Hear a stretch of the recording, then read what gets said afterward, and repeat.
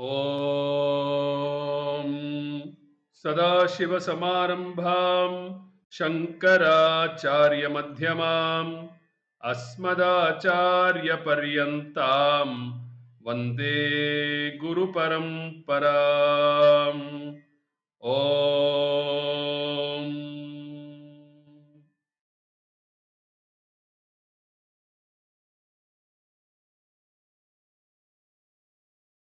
Namaste, all of you.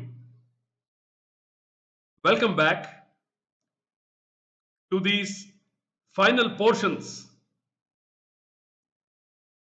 of our study of the Introduction to Vedanta series, as taught so beautifully by our dear Guru, Swami Paramarthananda. We are now going through the final portions again of the summary of Tattvabodha that Swamiji has presented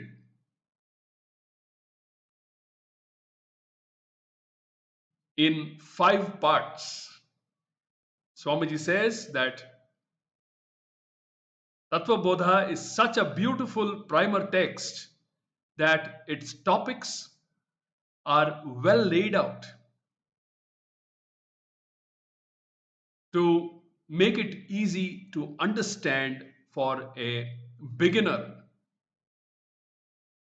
in the spiritual journey, the auspicious spiritual journey that will culminate in the ananda of the self, of one's own self, culminate in the knowledge that my intrinsic self is no different from Ishvara's intrinsic self. Only superficially am I different from Ishvara. Whereas Ishvara never forgets his intrinsic self, because the Maya Upadhis never seem to have a sway on his understanding. Maya is an instrument that he wields, whereas in the case of us jivas,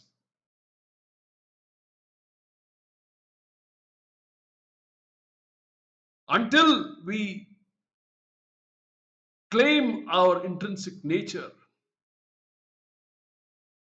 to be none other than Satchidananda Brahmatma, Maya seems to have her sway on us.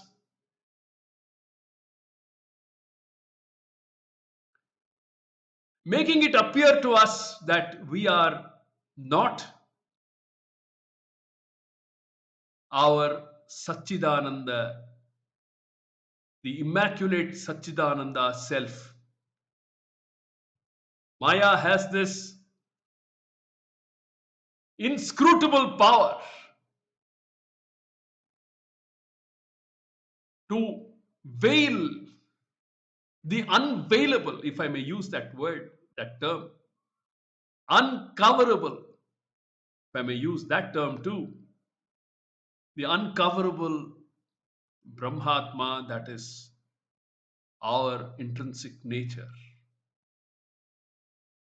Aghatita ghatana patiyasi maya is what Adi Shankara pronounces in the last line of each of the 5 verses of Maya Panchakam. So, our scriptures need to be studied in its entirety to get the full picture of teaching that reveals this intrinsic nature. And one has to apply oneself diligently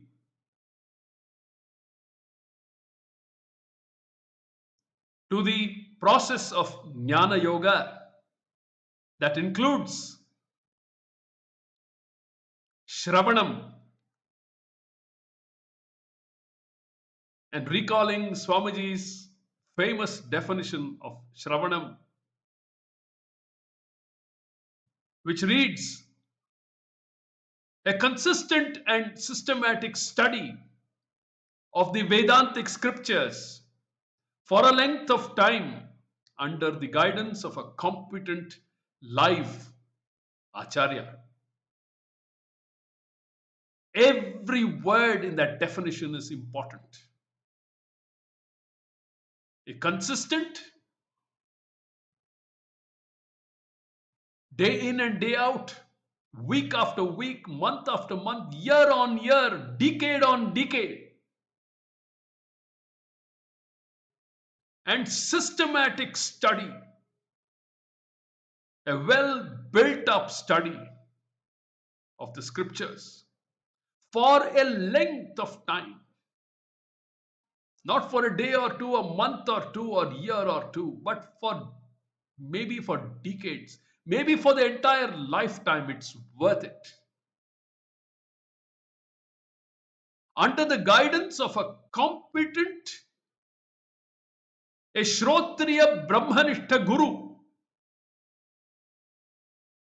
a Guru who has been a student of his Guru, who has got not only the teaching, the crux of the teaching, the essence of the teaching, but also knows the method of communicating the teaching to his Sishyas, a competent Acharya, a Shrotriya Brahmanishta Guru, as revealed by Mundaka Upanishad, a competent live Acharya. A live Acharya becomes important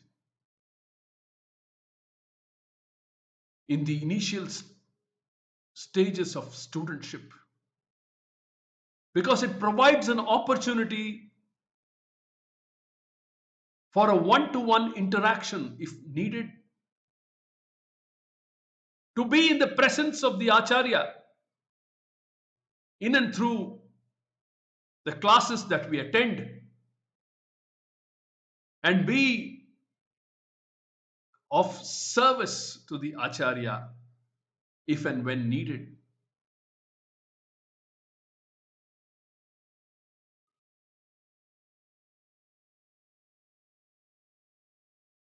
Like Krishna says in the 34th shloka of the 4th chapter of Srimad Bhagavad Gita, a favorite shloka of Swami Paramarthananda, in which Lord Krishna says, Tadvidhi pranipatena pariprashnena sevaya upadekshyanti te jnanam jnaninas tattvadarshinaha.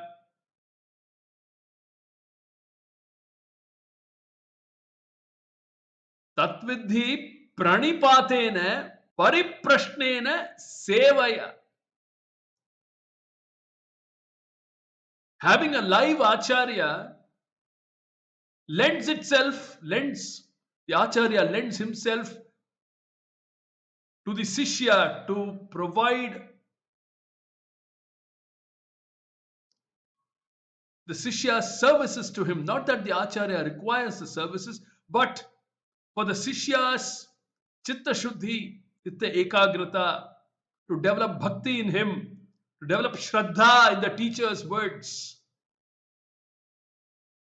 to develop Vishwasa in the teacher's words. After all, Shraddha is defined as Guru Vedanta Vakyadishu Vishwasaha Shraddha. So, Shravanam, then a longer period of Mananam to remove all the doubts that may come up owing to one's exposure to the teaching.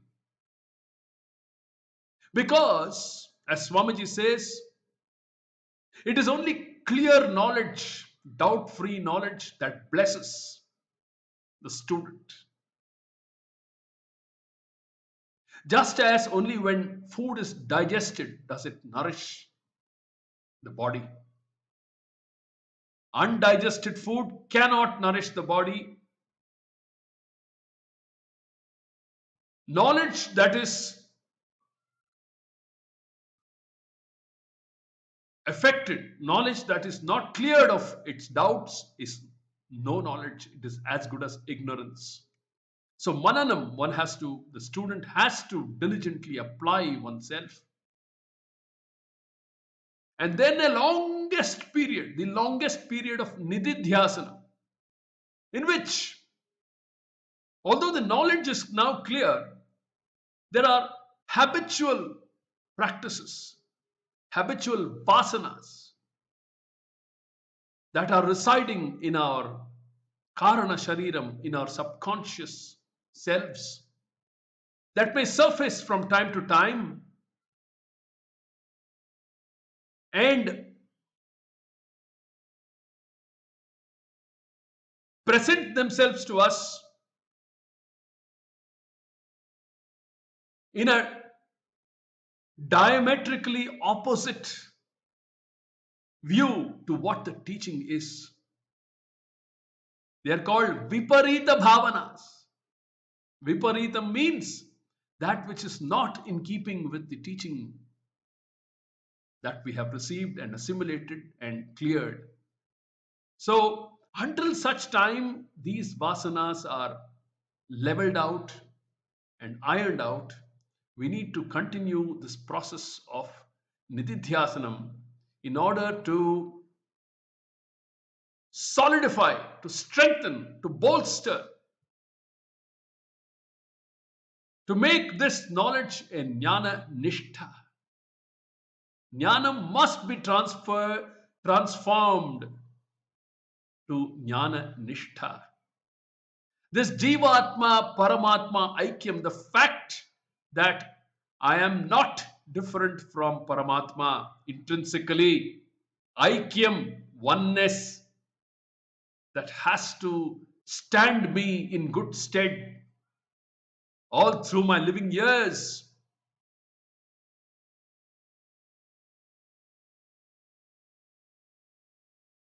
During my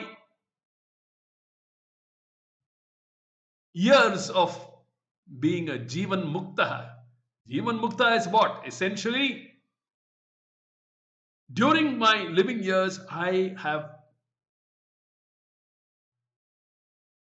claimed my Atma Swarupa, and the rest of my years are only going to be Nandati, Nandati, Nandatyeva, Yogaratova, Bhogaratova, Sangaratova, Sangavihina, Yasya Brahmani Ramate Chittam, Nandati, Nandati, Nandatyeva, Bhaja Govindam, Bhaja Govindam, Govindam Bhaja Mudhamate. So it is, my life's journey has culminated. My journey in several billions and trillions of lifetimes has now culminated in this beautiful Aikya Jnanam.